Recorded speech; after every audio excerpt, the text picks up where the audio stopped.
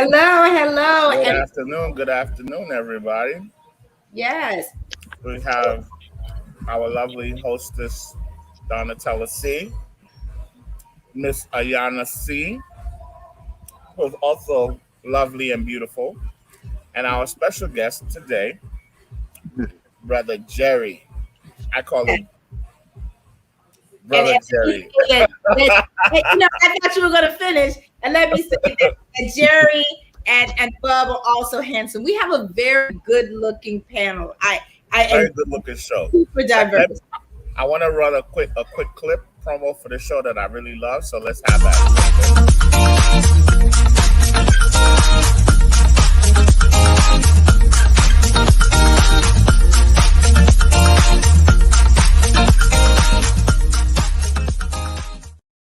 For your wonderful video. Thank you. You look very dashing. I don't know All right, there goes Miss Ayana. if Yeah, Quite lovely. that's nice. Good afternoon. Good afternoon. So, how is everybody's week going so far? Mm, I'm doing well. You're I'm doing doing well. very, very well. Can God's we all grace. hear each other well? Can we hear each other well?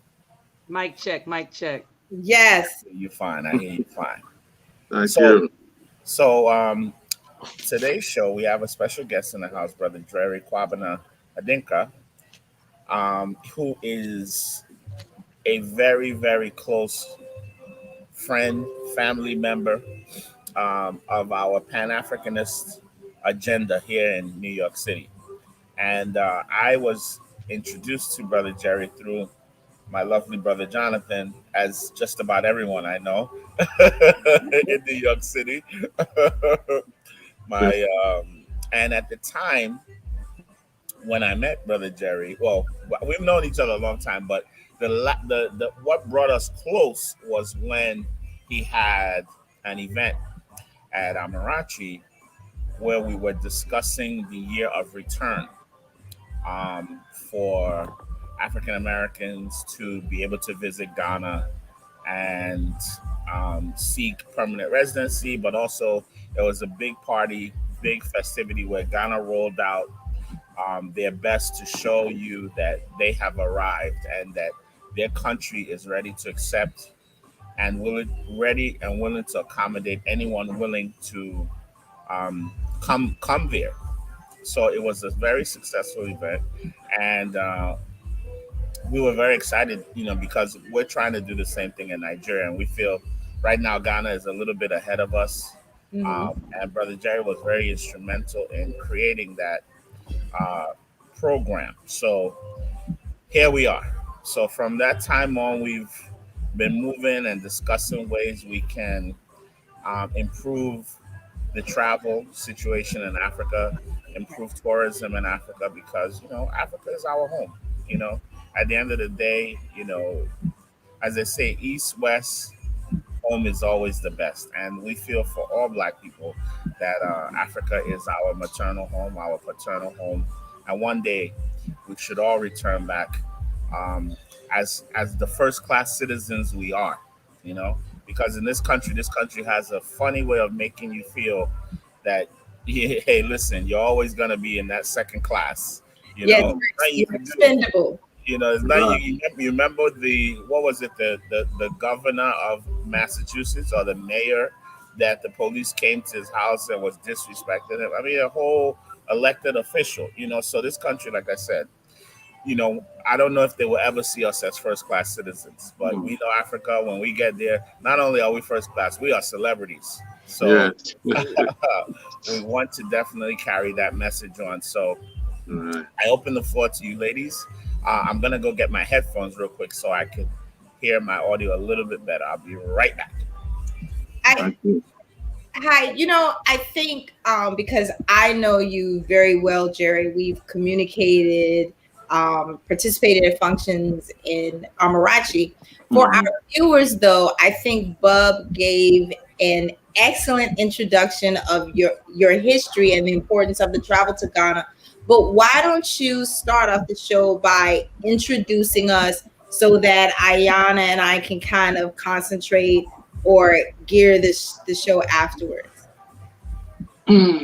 Thank you very much, my sister Donatella, all the hosts, my brother Bobby, from another mother, my sister Ayana. It is my distinguished honor and privilege to call upon this prestigious show at Amarachi Studios. And I brand Amarachi as a hub, Yeah. as a hub for West Africa trading between the Americas and the continent, Hmm. so to speak, because there are so many things going there, not just going there to just eat African food and stuff like that. You meet different class of people who are breaking down deals, who are networking each other, who are, sharing ideas, talking about changing the narrative and stuff like that, that he mentioned earlier on. When we go back home, we are kings and queens. But when we are here, how did they brand us? So beyond the 400 years, this is the time to change the narrative. Hey, guys, Black people, we are more resilient. We will bounce back irrespective how other people try to position us. So once again, it's my distinguished honor and pleasure to join you, such a great host. Thank you so much. I think that was awesome. I don't know if you caught it, but you made a good point that Amarachi is a place where you feed both your body and your soul. And because of this unity with Amarachi is how I actually connected with our co-host Ayana, who if she doesn't mind, she's an amazing person as well. And I feel like you haven't had the pleasure to meet her in person unless you met her at the birthday party that I slept through because I was so so I don't know. I know I've heard. No. No, I turned the party out the night before. Yes. That's it. Yes, it was a spectacular Friday and Saturday at Amarachi. Well, Look, if it wasn't my birthday party on Saturday, I probably wouldn't have made it. I was so tired. I was so exhausted. I fell asleep. I ran home to take a quick nap. I woke up at 9:33 and I said, "Man, listen, why did I even decide to have this party? Because it's your birthday, oh man. my God, I was so exhausted." and But like I went and threw some very, very hot water on my face and said, "I gotta go." So and I went to my best friend's gender reveal for her daughter and soon to be probably son-in-law, and I got back from Jersey at 9:30 and I said, okay, the flyer said 10:30, let me lay down for 30 minutes. I laid my clothes out and everything, and Ayana, I woke up, it was 6 a.m. I was mad, and I set alarm and everything, but my body just didn't hear it. Let me say this. I left my voice in Amarachi. Oh, nice. Because we rocked out, and whether it was Afro beats or hip hop, old school, we ate well, we drank well, we were serviced well. fantastic. We had a ball. So it was. Somebody told me it hadn't been jumping like that in a very long time, and people were getting to go food, and they saw us on the dance floor, and they was like, "Nah, let me get on the dance floor with them." Like so when you say a hub, the people who were there were from Dallas and from Atlanta. So and they were the food. I mean, it was just was great. I know we're not supposed to talk about your spot, but No, please if you come to Brooklyn, I'm like, Lord, keep this place open, just because my friends like, I gotta go back. So it was great. The service was wonderful. Our waitress was, oh my gosh, like so. It was well worth it. And so we sang, we did all this over the music. So my voice is just coming back. I was like, can I talk? Yeah. So it was great. It was great. Well, you sound great. I wanted you to take an opportunity just kind of to explain to Jerry. So when he gives his examples of the importance of Ghana, he understands this is a package deal. He's already in love with Bub, but he's got to bring you and I as well. And you're going to bring your whole crowd too. I wanted him to know who you were also. That's fair. It's funny. The birthday girl we were celebrating, she turned 50 and she and her husband will be celebrating 25 years. Well, they're taking 4 trips, 1 trip a quarter.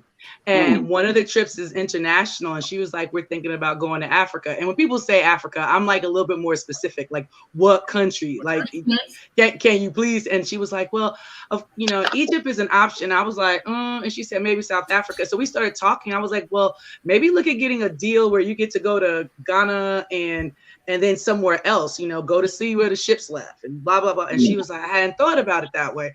And I was like, because you're going to be there at least 10 days. That's not like a weekend trip. That's not Vegas. You got to go and you got to stay for a little while. So I'm in the midst of trying to help her figure what part of the continent of Africa she wants to go to, because you don't get to see the whole thing. It also depends on the time of year, because what I discovered, and I can't wait to do again, and it might have been because it was Ghana's year of rebirth, but from what I understand, a lot of people go to Nigeria first doing the Christmas holiday, and then for the new year, they go to Ghana. And I'm talking about so many beautiful people, so much partying.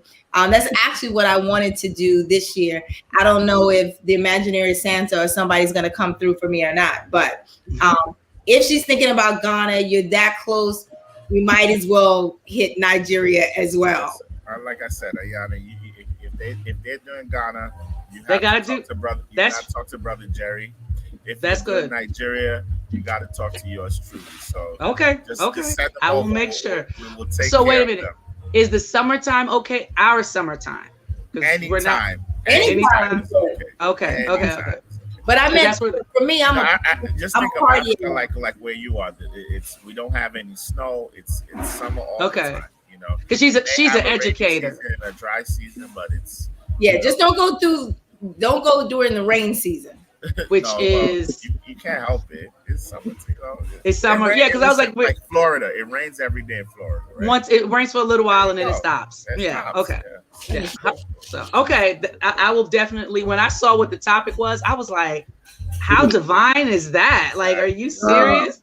So, Brother Jerry, I want to pass it back to you. I want you to give us a little bit of education on the year of return to Ghana, and what that was all about.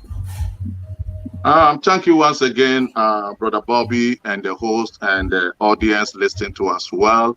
I really like the name of the show, the journey from Lagos to Brooklyn.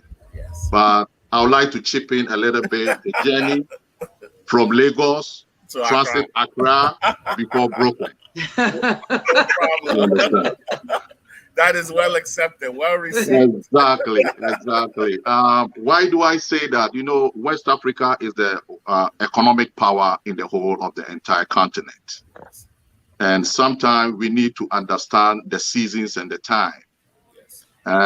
We all know the year 2019 was beyond 400 years when our ancestors were captured and brought here in chains and all that. So I think the bill was passed in Washington, and based on the tri-Atlantic slave trade, Ghana was a big shore where the slaves were, transit, and by the end of the day, they shipped them here to Americas and other parts of the world. So our president was here 2019 September to declare the year of return. And Ghana has successfully in history by hosting the year of return. So what is next? It's now beyond the return. So, and we all know there are so many things that we were planning from Brooklyn to Ghana and West Africa too as well. Some of the politicians, elected officials, the business people, we discussed a lot of things. And some of them were right there at Amarachi. That's where we were breaking the case. Yeah, so we were able to engage a lot of people. The records are there. That, something has to evolve from Brooklyn. Yes. So, lo and behold, the year of return has been very, very successful. I'm glad my Kente Festival was endorsed. And recently, this year, September 23rd, the tourism minister, Honorable Dr. Awal, Minister of Tourism, the CEO behind the Year of Return, Ghana Tourism Authority, they were in Brooklyn. Oh, really? Yeah, so Brooklyn has now become the hub of the Year of Return. And makes sense because we are the most diverse borough out of all the boroughs in New York City. Not Thank only you New so York City, much for that record. I think the whole country. I think Brooklyn. Yes. Brooklyn. You know, I did a TV. I shot some TV segments yesterday with a lady who's working with the owners of the Barclays, Oh, the nice. owners of the Brooklyn Nets. And one of the things she was telling me, she's into big marketing and promotion. Obviously, she's with the Brooklyn Nets. She was saying that right now, Brooklyn is hot. Is the hottest ticket. No one wants to have an event unless it's in Brooklyn. She said she considered Harlem to do an event, but she was like, it just doesn't have the same panache, you know, that Brooklyn has. So people We- looking, I think to have we are- events in Brooklyn. I think we are the most heavily branded borough as well. And, you know, we can give some of that to gentrification. If you count the amount of new businesses that have started since, let's say, 2015, 2017, that start with Brooklyn, whatever, Brooklyn Eats, Brooklyn Beats, you know, clothing to food. And with the cultural events that we have, especially this past weekend, there was just a big, huge Ghana concert on the 23rd. You know, there's so much. I think it's so. I want to say since the pandemic, there's a brand that I saw today, and it's actually called Hella Black. Very, very prominent artist that's out, and that's his new album and what he's doing. But everything now, with all we've been through, is hella black, and also tying into everybody wants to be associated with some part of Africa. You know, I feel like America went through its growth where, oh, my grandmama's mama on my cousin's side is Jamaican or is from Haiti. You know, they did that love affair with the Caribbean, and now it's gone over to, you know, our cousins, as I say, that the Africans. Everybody. I think part of that is also because of you may agree or may not, but DNA testing and ancestry and very me plus 23 and all that. So because of course some of us a little older, Africa wasn't like cool when I was growing up. Caribbean, and that's why I said that. Not when I it wasn't cool. It was like the Ethiopian refugee, and it was all these negative things when I was a kid. You know, you saw people with flies and blah blah blah. So it was like, you know, no. And then now you get to see, you know, because we're Black Americans, we didn't know where we were from in Africa, so we couldn't say I'm Nigerian American, and I don't go by African American. I'm sorry, I don't want to carry a whole continent and a whole country. That's crazy to me. Like that is absolutely bananas. So I think when you say it's in now, it's in because people can actually associate it with something. They can say, here we go. Like I did, like Nigeria was the highest one, and then all of a sudden Cameroon came back up. So it keeps changing because they keep moving and moving and moving. So that I feel is a very important reason why people are like, oh, and then it's gotten a lot easier to get there, and you get to see more than what the movie showed, huts and stereotypical stuff. That's attributed with social media and the use of the internet. And for a lot of people, you know, Zoom for us probably has been around for like 100 years, but you have a certain demographic that only discovered it because of the pandemic. And so I feel like with Black Lives Matters and a whole bunch of things, whether you're on board with them or not, there is this, you know, the term they use, wokeness, right? Where people are trying to associate themselves with a past because also they're so frustrated and angry with what's happening here. You know, like, how can we be treated so bad? Oh, this is why we really aren't from here, you know.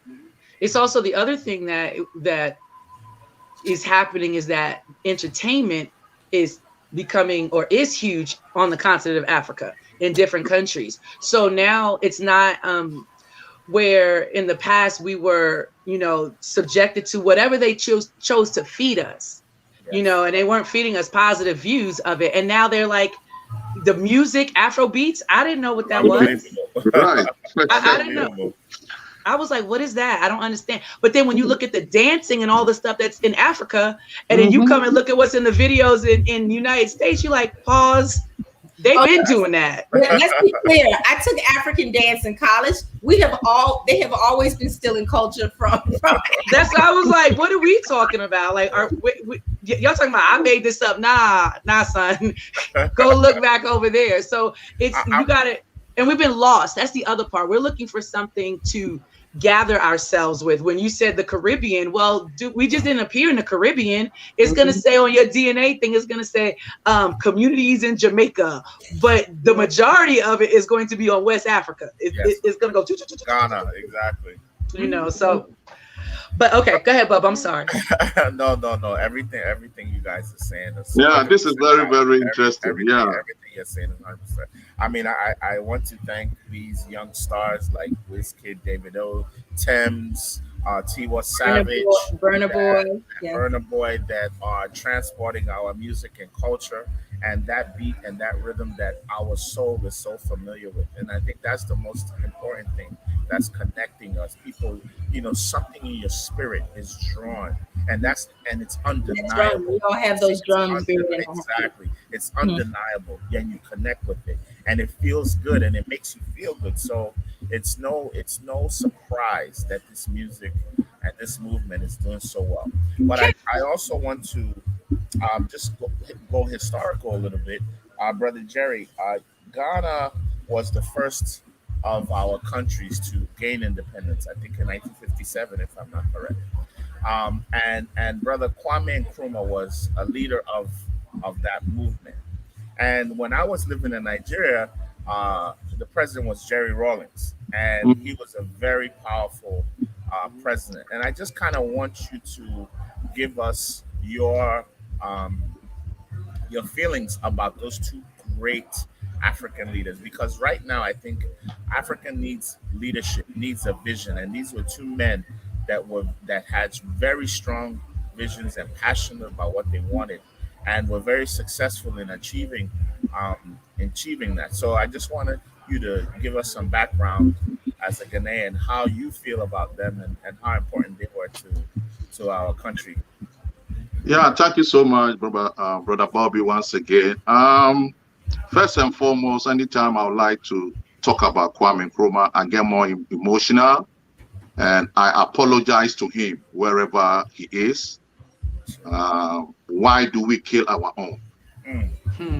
Yeah, why do we kill our own? Why do we sit down for somebody to use me against my brother Bobby? Absolutely. Whilst we are one people.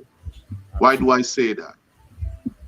When you go back to the history and the records in 1963, and when Ghana being the first sub of the Sahara country to have independence, and it said one thing, the independence of Ghana is meaningless until the total liberation of the whole continent. Because Africa is one. Africa is one. It was through this conference in Berlin, the Berlin Conference, that they share Africa among themselves. That's why we are so divided. So in 1963, according to the records, he wept before African leaders. That let us unite, else we will be colonized again. The dream of Africa. Absolutely. How many years now? Kwame Nkrumah speaking. We're still talking about African unity. The same thing. The most certain, we wake up 3 days ago, there is a coup d'etat. Oh, wow.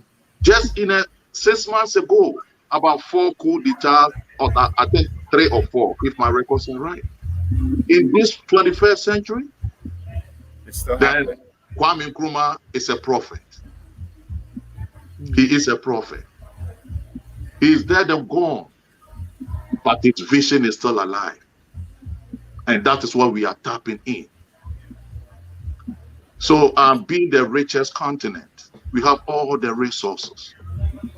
Even when I look at a country like Morocco, I was able to have a meeting with their tourism minister 5 years ago.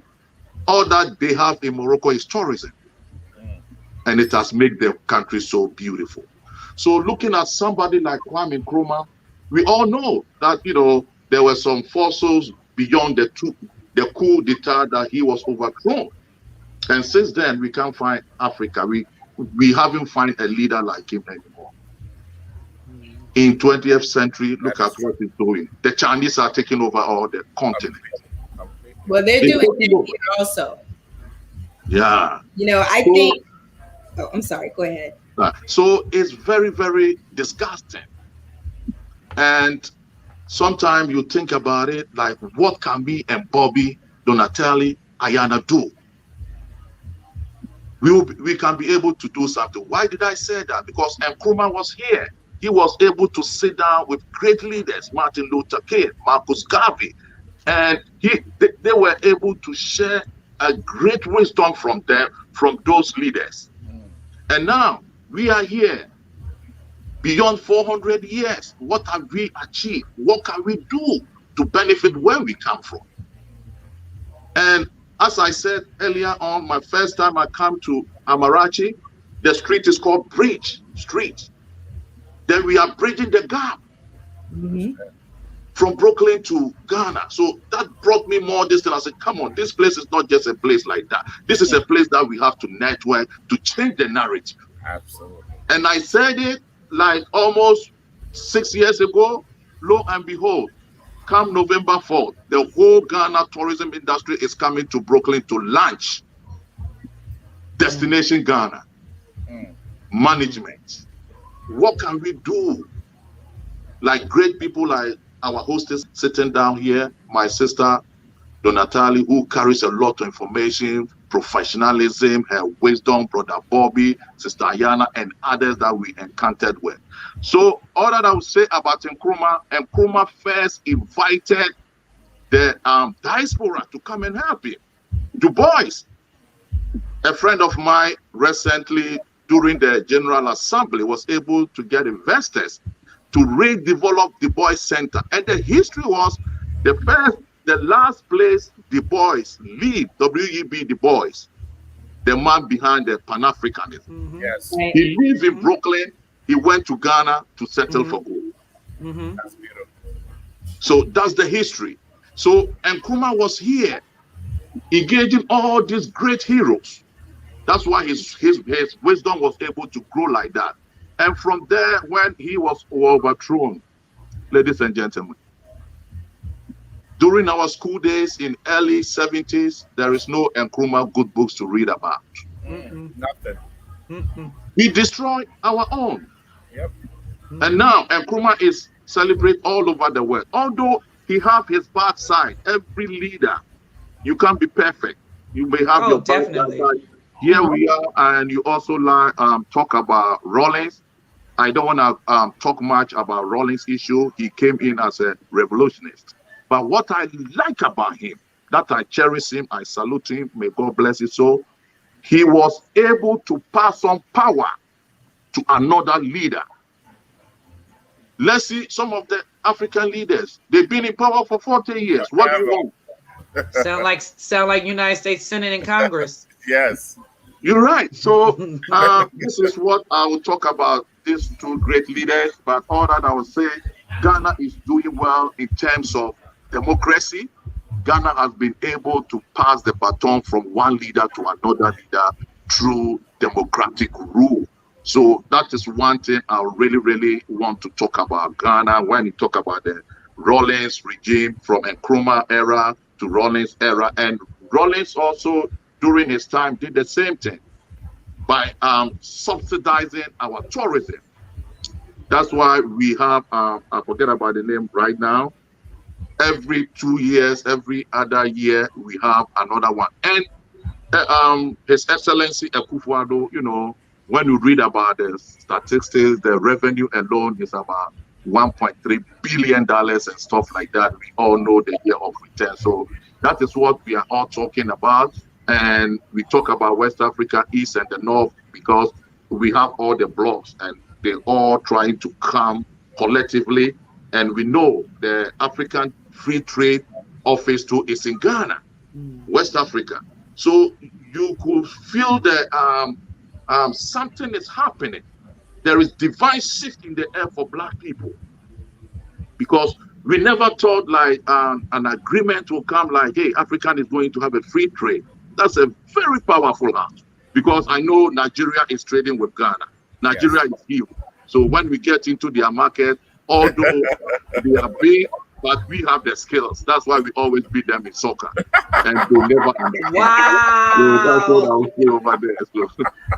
Power move. Donatella is aware of that. Jerry, today's your day. I'm not contesting anything. Even if you want to say Ghana Jollof is better today, I will let it go. Donatella is aware of that. I will let it go. Today's your day. That is funny. You know, you and come November 4th. Go ahead. Donatella, go ahead. No, I said you're giving us all this heavy, serious commentary, and then you break the ice with the laughter, which is great. Body blow. We're better than you in soccer. During the pandemic, I actually watched a so-called competition between the Ghana Jollof and someone in Nigeria, and they were two people who were in the UK doing the competition.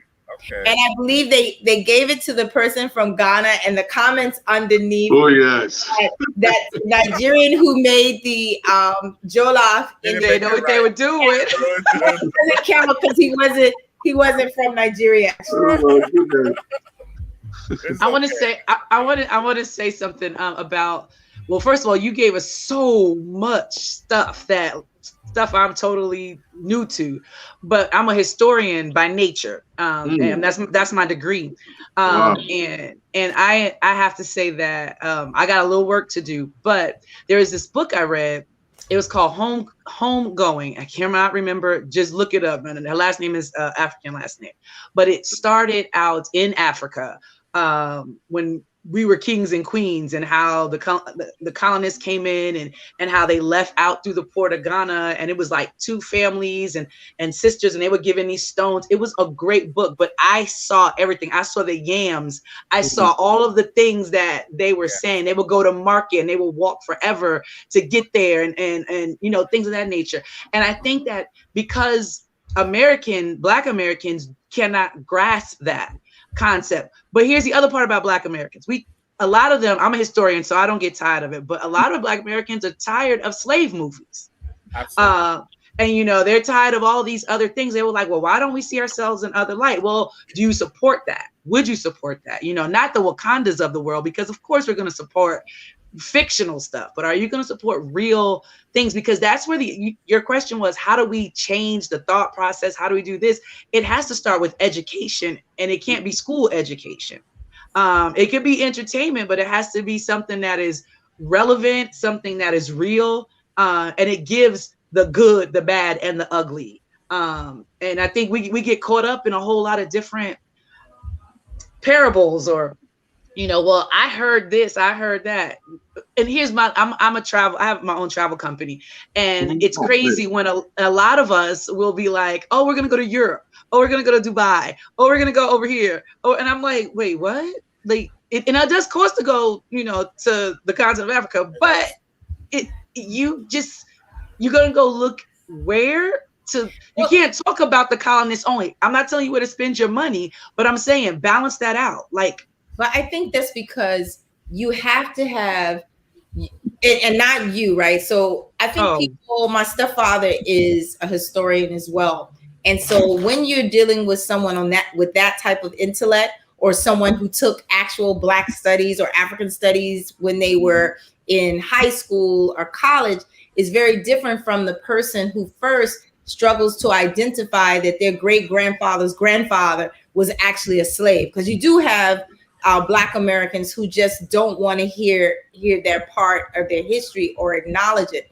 Not to mention, there's this terrible saying, you can't teach an old dog new tricks, but they have to unlearn all of the negative connotations that are attributed toward Africa and those different parts. And for me, it's something that I realized in person during my trip to Nigeria.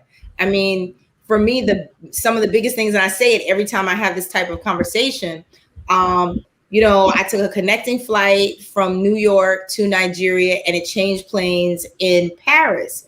And so the first thing I realized was some of the things I've heard people say to me. I've always been like a teacher's pet, so I got straight A's all through high school in French, but I can't write or do anything. I can respond. So when we changed planes, I wasn't even sure where to go to get my plane, but common sense told me that Connection looked like that might be where I found my transfer. But the most surreal point for me, and I'm telling you, it was so amazing. When I went to transfer to the connecting flight that was going to Nigeria, there were a lot of Nigerians waiting to board the plane. And this was on Air France. And I just realized how American, or how much I don't know about culture. When I looked at them, and the first thing I said was, oh, they're all dressed up in their garb. And then I had to check myself and be like, we're in Nigeria, that's how they dress every day. Right? So that's the first thing. But for me, it was their body language that first caught my eye. And I thought about what I think, if I close my eyes and I say, what does a Black American look like to me? I'm thinking the latest shoes, stilettos or sneakers. I'm thinking blue jeans, usually, right? Maybe a blazer. But when I watch them, and the slouching and the hanging pants, right? That's the stereotype that's out there for Black Americans. But when I watched them in their garb and how erect and poised, it was a feeling to see, right? And even when I landed in Nigeria, it was just a whole different thing to hear all these languages and see all these complexions. And my mother told me, they lived in Kenya for like 3 years, back around 2005. I remember my mother writing me and saying, and someone from her time in Memphis, Tennessee, and seeing cotton fields, for herself, seeing so many beautiful Black people, nicely dressed. And she said, she specifically talked about their tiny waists and how curvaceous women are and how it's welcome and you don't feel uncomfortable. It just was, I get chills just thinking about it. I think if every Black American or every person of color has that journey to Africa, they will come back with so much empathy and also so much regret for the crazy stuff that they thought before, that we would live in a different environment. We wouldn't be so likely to maybe run out to the corner and kill our brother over, a pair of sneakers. You guys are making such amazing points. I have barely said anything today, and I think that's a good thing. But I do want to add to the conversation. Yesterday, I was having a meeting with a developer who used to work with BlackRock, and if as you know, BlackRock pretty much owns America. They are invested in everything. So basically, we were discussing education and developing systems of education, especially now. There was a study that said that there are 150,000 kids that are unaccounted for since the pandemic that have left the classroom. So where are these kids and what are they learning? You see, that there's a whole nother issue going on that we're not even talking about, because right now we're fixated on this vaccine and all that stuff. But there's 150,000 kids that are out of the school system. So it's a tremendous opportunity if you're an educator, if you're a Pan-Africanist, right? If you have a system where you can now bring these kids in and teach them, so they don't have to unlearn. You teach them from young, from kindergarten, grade school. Right. I agree with that. Teach them the math, the social studies, the geography, the proper history, And um, they can and, teach them give them pride. in the proper context. Because I think the thing that's going to fuel all of this, the thing that's going to make this world better for us, is when we find a piece of Africa that we can attach to, that empowers us, that makes us feel special, like you said, that makes us feel amazing, that makes us feel dope. Because for so long, Africa has been a stain. Africa has been something you are ashamed of. And this is even among Africans that come here and change their name from, you know, Oluwatosin to T. You Yeah. know, there's a meaning in your name. That's why you were given that name. You're supposed to manifest that, and you abandon it and throw it away to be this other thing because you think this other thing is so much greater than what you originally are. So it's our job, But you, I'm yes, sorry, you just said names. I yes, love how other countries carry names. I yes. cannot stand that in America, a woman is supposed to drop their given name, their father's name, and put on. It's not I, so much. It's not just America. Just remember, we live in a patriarchal world. This entire world, but I so think Ghana is one of the only countries, right? If correct me if I'm wrong, that you actually roll with your mother's name. no, Dominican Republic. So see, look at that. My So father's name is Hugo Cabrera Lora. Lora is my Yeah. grandmother's last name. wow, wow. Ghana So TV So go with the with the father's name. material. Yeah, yeah. So it's just how the world was built, and it's important that we, this is our opportunity to do something about all of that, especially if we're going to take charge in the education and the future of our children. The This is bass the in the time. music is starting to overpower your voice, Bub. All right, let me hold on 1 second. because I'm about to jam. I mean, I love it, and I feel like I want to How break about out. that? How about I was doing that's what I was doing. I was like, I can't Yeah. help it. Yeah, I tell you, I am music. I live for music, and, yeah, and furthermore, I think that's one of the passions that me and Jerry share. You know, we can tell it. We can tell you about Africa till we're blue in the face, but until you visit, until you experience it, because Africa is going to mean something different to every single person. But the most important thing is you have to go there, and we know when you go there, there's no way you come back the same person. There's no yeah, way. yeah, There's no way. It's yeah, going to affect you. It's going to touch you. It's going to change yeah. your perspective, your life. Mm-hmm. Hmm. For the better, for the greater. Yeah, And the biggest thing is Africa needs us. You know, for lack of a better term, let's call ourselves Americans. Africa needs us Americans to come to Africa and fix it and show them how to have health inspections, show them how to do city planning, show them how to increase the to sanitize and All the sanitation. things that we take for All the granted things we here. take for granted here are things that are so essential in Africa because we just the way we did things were different. But now in a modern world, there's some things that we can bring. Bub, that music is getting really out of control. It's gotten worse. Sorry. And I have ADD. yeah. Yeah, that's a very, very interesting point that Brother Bobby is making. How about now? Is it better? Yes, thank you. Sorry. I think it kicks in depending on the song that's Yeah, playing. it does. It does. It does. Yeah. But just to transition real quick, I wanted to talk about New York City elections. We have our brother Eric Adams coming up, um, Yes, and that's one of Tuesday. and brother Jerry is very close to brother Adams, and I want him to discuss um, what are the objectives that we're looking.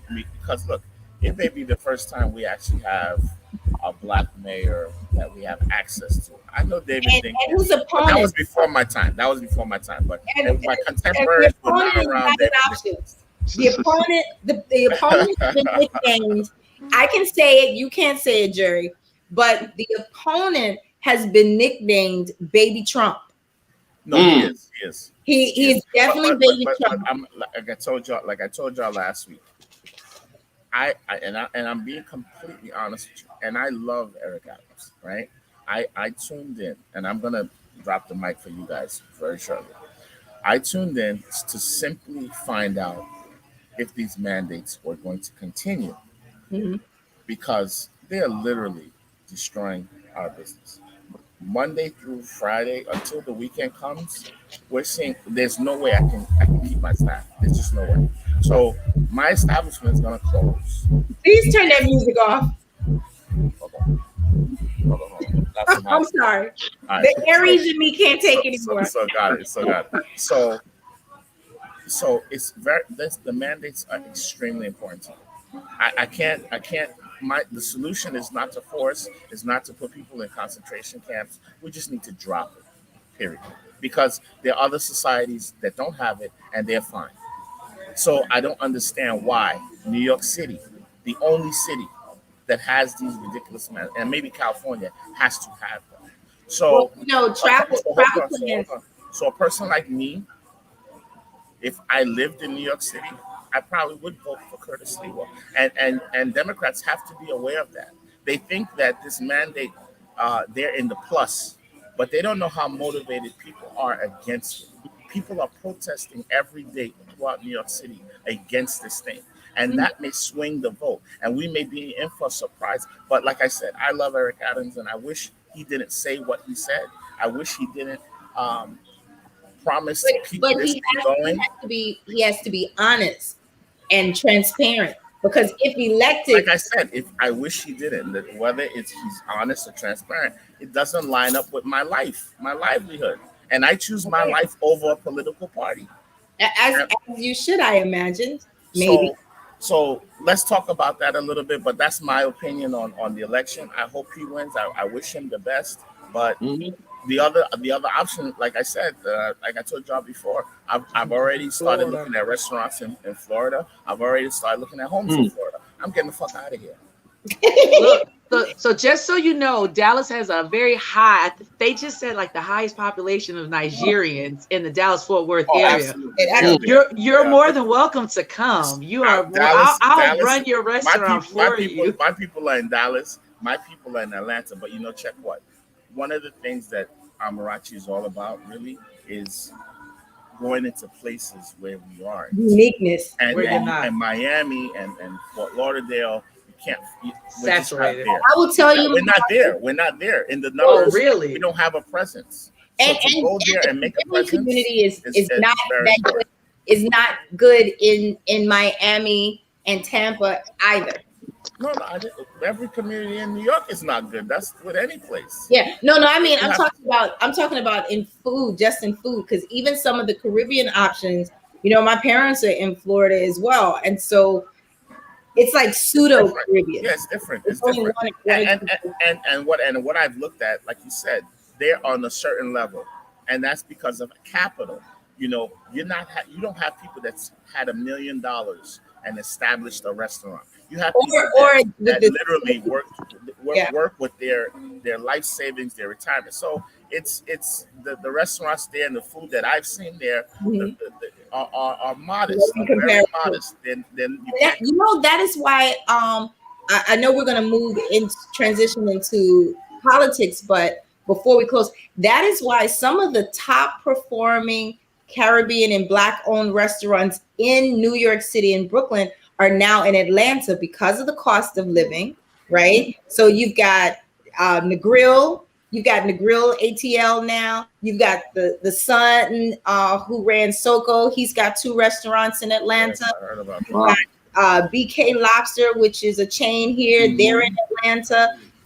Red Roosters in Miami, by the way. Yep. Footprints been in Miami for Mm. a while. They were one of the first to go down there in Alpharetta, something like that. Alfred, okay. Yeah, Georgia. but there are a lot of businesses that start here because it's that whole adage: if you can make it in New York, you can make it anywhere.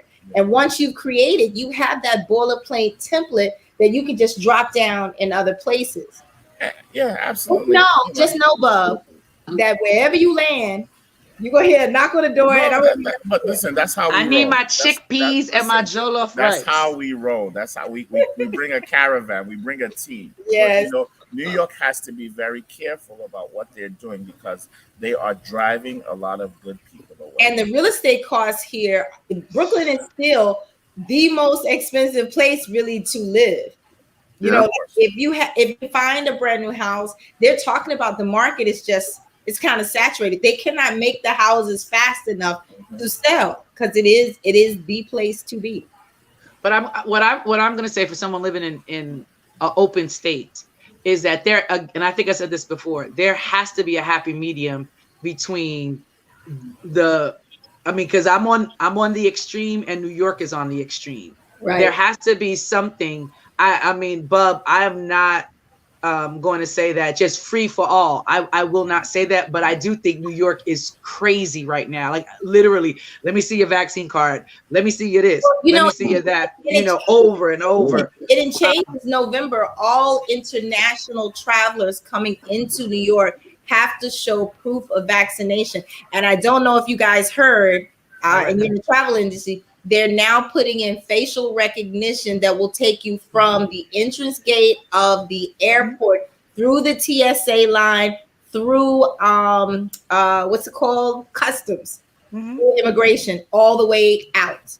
And that's expected. That's been in movies forever. Yeah, So but it's your vaccination is attached to that. to And that. Yeah. so in November, the UK can now travel to the United States, but to come into New York, which I don't know if people are going to be slick and fly into Pennsylvania or fly into DC. Jersey. But look, and let me just offer you guys this, right?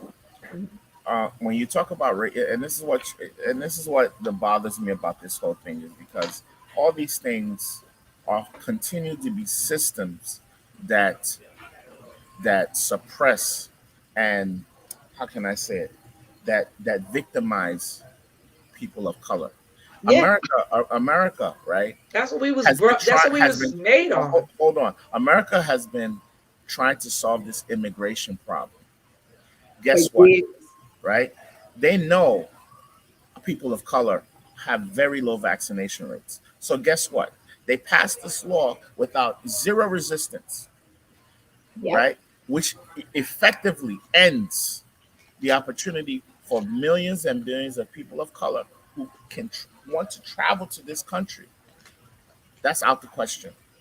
Staying in Africa, stay in the Caribbean.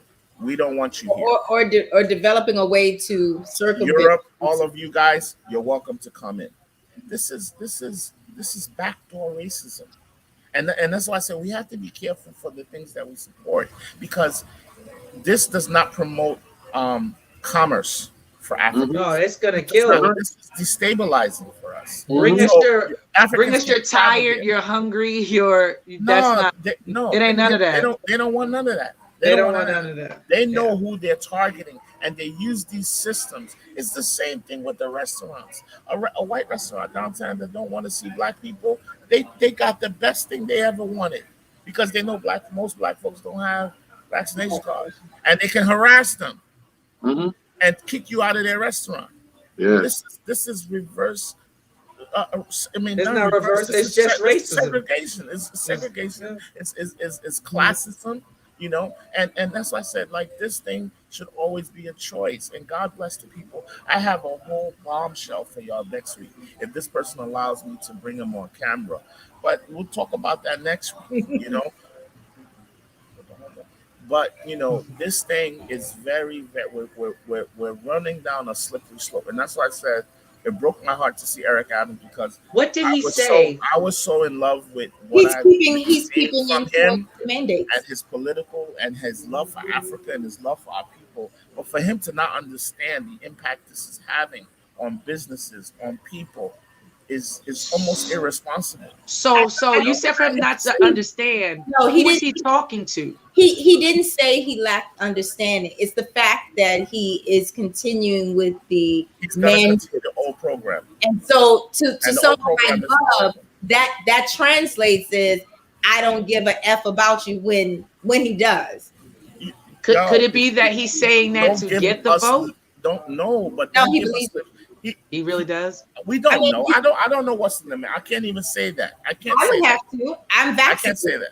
I can't say that. You see, I can't say that because the man I see, the man that was in Amarachi, the man has extreme sensibilities to the plight of black people, and even his struggles, even his health, even his, I think he should have a little bit different. So we were supposed to have an event with him, that didn't happen this past weekend, and I was gonna ask him personally, but about how he feels, but it's neither here nor there. His political position is his political position, and that's more importantly, his party that's backing him is the one setting this agenda.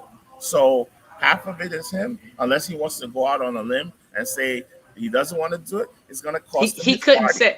So what But he he couldn't Lead say up the that until party. he's in. Exactly. what he did say when he was running is that he believes that the vaccination, and I have the recording as part of what I used.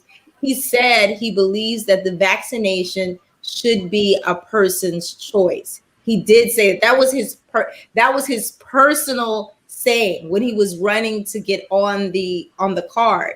And so that speaks to what you're saying, Bub, that the keeping of the mandates is it's higher than It's bigger than what him. he is. It is the party initiative. But listen, So they're trying to That's why manage. we had JFK. That's why we have Martin Luther King. That's why we have Martin Luther X. Malcolm X. Sometimes you may have to Play the game until No. you get Died. into the position. They all died put your very foot- early. There you go. You put your foot down and you live forever. But real quick, what I wanted to say is that Sliwa is the most disgusting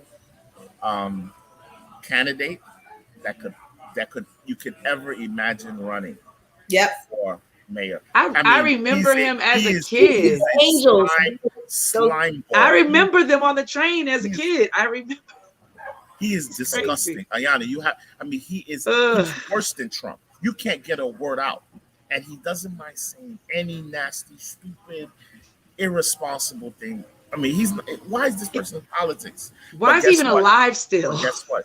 Just that stupid mandate thing is gonna get him way more votes than he would have ever got in his life. It should have been 98 to 2. Nothing. Yeah. Now we don't. We don't know, because let me tell you, you know how many police officers are not vaccinated? But how many of them have died? Actually, they have. I heard New York has a very high death rate too. I'm just saying the amount of them, and they're going to support him. Select of public officials that are not vaccinated, that will absolutely, they will not. They are bent. They will retire before they get vaccinated. Yeah, will vote for Sliwa. Because obviously they don't want to lose their life. They don't want to lose their livelihood. So and they're prepping for 23, 24 when the old orange-haired monster comes back. Yes, and they're gonna completely annihilate the Democrats in the next election cycle. But Brother Jerry, please give us your thoughts. He made it very difficult for you, Jerry. I'm just listening. When you talk about vaccinations and stuff like that, with my Christian background, belief. Some of the pastors are saying, with faith, get vaccinated. Others who are saying, with faith, no vaccinated. Exactly. So we are all saying, it's your choice. But now, we all know what is happening right now. And I would say, this is not the first time that we have all this vaccination and stuff like that. I was trying to make a concept about the vaccination, and it took me way back in the 1935s when malaria outburst in West Africa during the missionaries movement, the apostolic church movement through Ghana and stuff like that. The story ends up to be the same. So with faith, I will take it. Another brother, Reverend Bobby, will tell the congregation with faith, don't take it. And prophetess Ayana too will say, hey, with faith, take it. And Reverend Dolatani too will say, hey, with faith, don't take it. So here we are as a resilient people. I am vaccinated. I said to take it. Let's be clear. Like I said, I just think ultimately, I think we should have enough respect for people that leave it up to them to decide what's best. I do agree with that. I totally agree with that. I can't tell someone that is scared to come outside, no, don't be scared and stay home. If you feel the vaccine is going to allow you to live your life, go do it. Go do it. And we should be afforded the same level of respect. that we Yeah, just don't yeah. want certain things in our body. Period. If it kills us, it kills us. It's not your problem. It's my problem. It's not your problem. I'm the one that's dead. Mhm. Yeah, except for That's very interesting. Let me also talk a little bit about Oh, Eric. Donatello, you want to control I who think dies and who doesn't? That's what you want Brother to say? Bobby was talking about, Our guest is the speaking, Mr. elections Jerry. coming and stuff like that. And I like when he was talking about commerce. I would like him.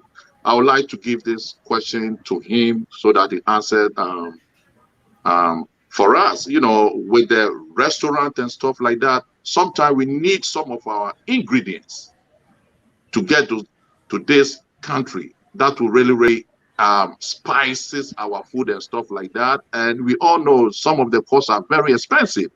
Bringing some of the spices to this country, and it's all about the trade, the commerce. And what I would say, Eric Adams have his track record. Nobody come closer to him when it comes to New York elections. Like almost 3 decades, 30 good years, rising up from a police officer from nowhere to become a state senator. And for him to become the current first African descent, African American to be Broken Borough president. And for him giving me appointment as an ambassador is something I cherish very well. He give us the platform to showcase our African heritage. And I can be on this platform, this medium, to say during his time in office, we have had the Agua initiative coming to Brooklyn to sign a memorandum of understanding. The Agua is a system, the bilateral system, the trade between US and Africa. There are so many components that help. The full name is African Growth Opportunity Act. Mm. African Growth Opportunity Act. That's another system that US established to engage the motherland so that we can trade efficiently. During his time in office, we find Agua team coming to Brooklyn. Pan-African Chamber of Commerce, they were in Brooklyn. All the 54 nations. And he has also, it has really made Brooklyn as a center of trading with Africa. And the gateway is West Africa. The records are there. So as me being his Brooklyn ambassador, these are so many things that he has given to us to showcase our culture, showcase our heritage. And also he came to Amarachi. And these are some of the things that he said to us. We need to be united so that we will have a political power. So when you look at all this track records and his opponent, the Republican candidate, all that I say, New York is not looking for a mayor. New York is not looking for a CEO. New York is looking for a leader, somebody who have the keys to unlock the city of New York and who have this track record. It's Eric Adams. So be an African immigrant who has really, really embraced us by putting us together. It's very historic that during this campaign, Africans has played a very key role. He has come to our Marachi, engaged us, and he has declared African Unity Week in Brooklyn. He didn't end up there. He has come also to declare African Immigrant Month in Brooklyn. So you look at all this information. What does it mean to me as a man of color? How can we also trade like exchange programs? So he has given us all this platform and we're moving with this agenda. So lo and behold, November 2nd, if he voted to office, hey, here we are, then we will be able to trade the commerce that we're talking about. The Amarachi Bridge Street, now is the time to, read the commerce very well because trade is very, very important. So all that I would say, like, this is how I see Eric Adams working closely with him. He gives us the confidence and he does so many things for us at the office of the borough president. He came up with the key to unlock the door of no return that took him to Goree Island to sign a sister city agreement that enough is enough. Today, I come with a key to unlock, officially unlock. No elected official in this country has done that. No elected official. He came up publicly and And he that is said, why we love him, and that is why we support him exactly, so much. You know, So exactly. is he gonna if he wins, does he have a plan to like get a commission together or something of we don't restaurant know. To owners? be honest with you, they have I'm they asking have Mr. been oh, go ahead, I was Jacob. asking Mr. Jerry this, Go like, ahead. because what Bub is saying, he's literally saying my business will die if something doesn't change. And if there are a whole lot of businesses that will die if something doesn't change, and they're African, Pan-African focused and all that, it's like, have you heard, like, or maybe he can't say, but there has to be some sort of conversation, because is he not aware of what this is doing to businesses or Uh, restaurants?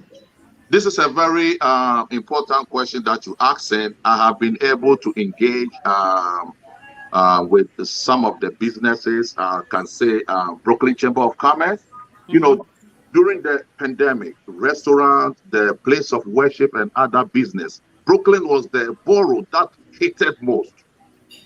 So even where city was shut down, I was communicating with Bobby. But what can we do?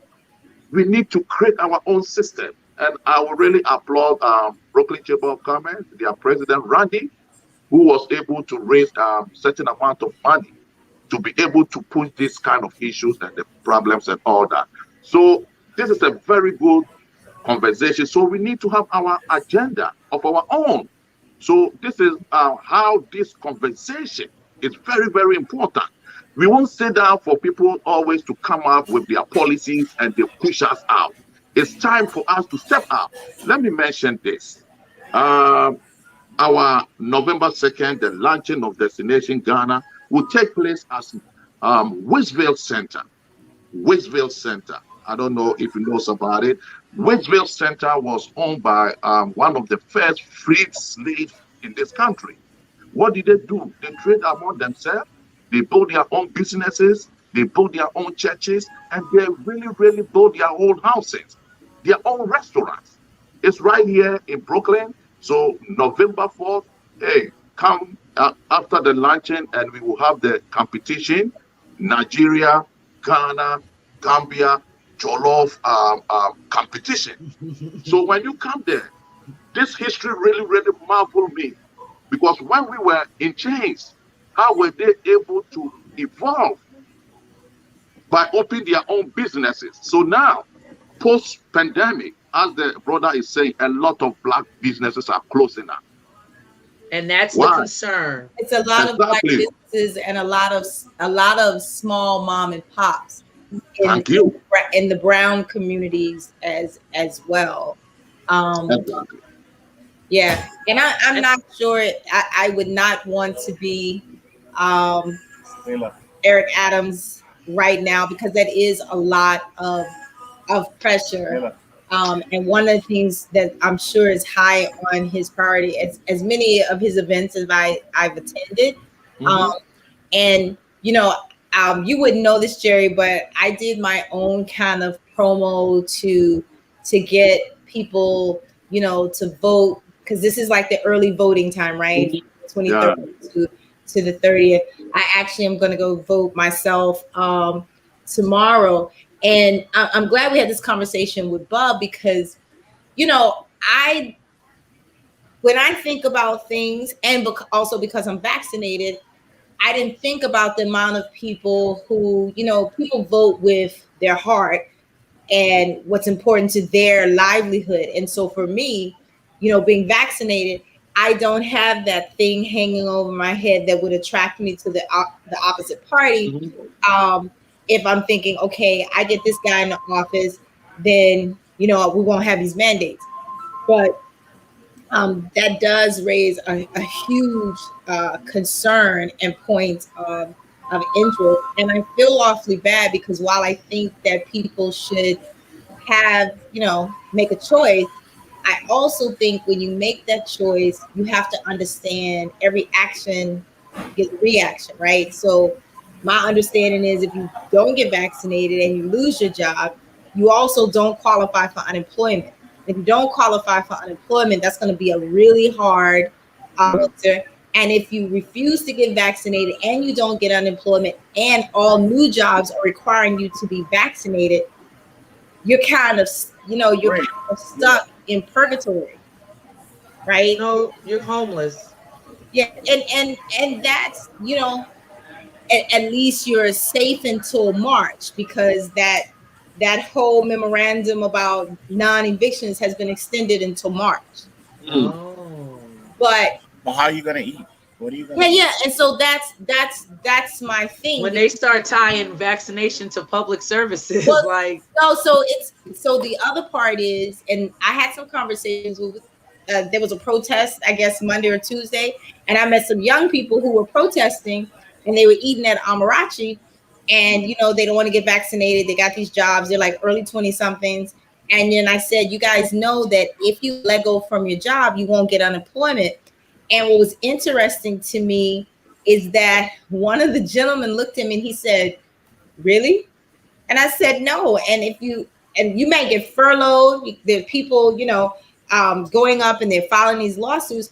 But um, think about the repercussions, because most of the jobs now, and I'm waiting for LinkedIn to create a badge that says vaccinated. They do everything else, right? Yeah. I think it's horrible. It Li- really is a horrible situation. Guys, like I said, I gotta go. Unfortunately, I have to pick okay. up my children. No, no, that's But fine. this This is is a a great, great conversation. great conversation.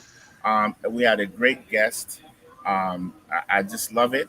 I just want to give everybody a minute to just wrap up their ideas. I know I'm kind of doing it abruptly, but let's do a little 1 minute wrap up for everybody. Brother Jerry, how would you like to start? All right. Thank you so much, the host, for bringing me to this prestigious show. I'm so honored to be part of this great show. All that I would say, we all know the moment and the time, the season and the time. New York City elections. Eric Adams is going to be the second African American to be New York City mayor. But never say never. Please, I want all of us. If you don't even vote, call a friend to call a friend, call a family to call a family, so that on that day, the early voting has started already. It means so much to me when you talk about the year of return, what we've been through as a resilient people. We have overcome a lot. For me, living here as African immigrant, see Eric Adams being the first black mayor during the pandemic. I worked with him very closely. He gave me a lot of inspiration. He gave me a lot of confidence, hope over fear, that were able us to step out, to be able to talk to people, encourage people. Natural therapy, talking to one another is very good when in this time. And here it is, New York City. We all know the number one city in the world, the number one diverse city. What is happening? We have seen most of the mayors as CEO and managers, but here is a leader. 30 years of his track record from nowhere, from poor home. We all remember during the primaries, after casting his vote, CS was dropping. What does that mean to me as immigrant in this country? That is American dream for you. Eric Adams is the hope for people that we don't have hope. As immigrant, the American dream. Eric Adams has testified it to me. He has become a living testament to me. That's why I can step out and talk to people with confidence. And that's what we do in NYC African Council. It's historical what we have done by marching the citywide campaign for African people coming out confidently to campaign for this brother. Others campaign for other candidates too as well. Hey, we all have our differences. So here we are. Lastly, as I said, the bridge street is breaching the curve. So I'm here. I will give one of this as a honorary right from the Beyond the Return from Ghana. They're coming Beautiful. again. November 4th, please. Waitsville Center. That's Waitsville awesome. Center. Please Google it. So everybody who will I come already will did be mine. honored of this piece. So it's Ghana in Brooklyn. We're bridging the gap. So I thank you once again. I thank Thank you, you once brother. again. Thank you, brother Remember, Jerry. November 2nd, vote for the man, the living testament, the living legend, the living history, Eric L. I'm Adams. going to send you Thank this you. excerpt so you can send it to Eric. This is Eric. You did an excellent job. Thank Thank you, brother you. Jerry. Miss I think Ayana. he had all of our minutes. So I'm just going to thank everybody for watching the video from my perspective, and I look forward to seeing you guys next week. I don't know, Ayana, if you want to join it. I just say thank you for the education, Jerry. I Thank you. appreciate it. It's been a pleasure. And Bub, it's gonna be all right because your restaurant has to survive. So whatever happens, we're gonna have to make sure that your hub, as Jerry calls it, the bridge, as Jerry calls it, is someplace is where it should be. So I again thank you for the opportunity to be a part of this squad as we just share our thoughts and opinions in a peaceful manner. I thank you all for the platform. A lot of times I share a lot of personal stuff, not because I just have a big mouth, or I just like to talk about stuff, but I feel that um, people, I look at all my friends and I have all these friends on Facebook. They don't share, they don't really tell you about what's going on in their life. But I think I have to sacrifice my information, my life, so people can have an understanding of what's actually happening.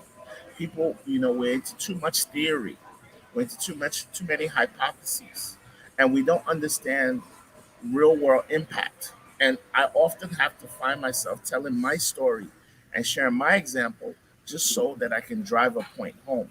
Mhm. And like I said, it's not something I enjoy doing, but I feel a need to do it. And this is one of those cases. I didn't want to announce that I may be leaving, but I have to because people don't understand. When you stand with certain things, it means you're standing with other things. And be careful of what you associate yourself with because you can associate yourself with something that's causing tremendous pain and hardship for others for no real valid reason other than you just supporting a popular opinion. And we just have to be more careful of what's going on. Believe me, people have no idea what's going on in this country right now, and they continue to be oblivious to what's actually happening. And I'm saying, no matter what part of the aisle you are, start reading, start investigating, start looking at facts, start looking Mm. at all the information. Don't just watch one side. Watch all the sides. And don't be afraid to form your own opinion. Stop letting other people make your opinion for you. I disagree with my two sisters here all the time, and that is okay. But at least they have an opinion. They stand on their ground. Just have a ground to stand on based on information, on your own research. And that's all I can tell people. People are dying, you know, and I'm at pain watching people I know die from misinformation or ignorance or just not knowing or just following a trend. I'm tired of it. It's exhausting, you know. So see you guys next week. Love everybody. Take care. Thank you. Thank you. Bye Bye bye. bye. Thank you, Ayana, Donatali. Brother,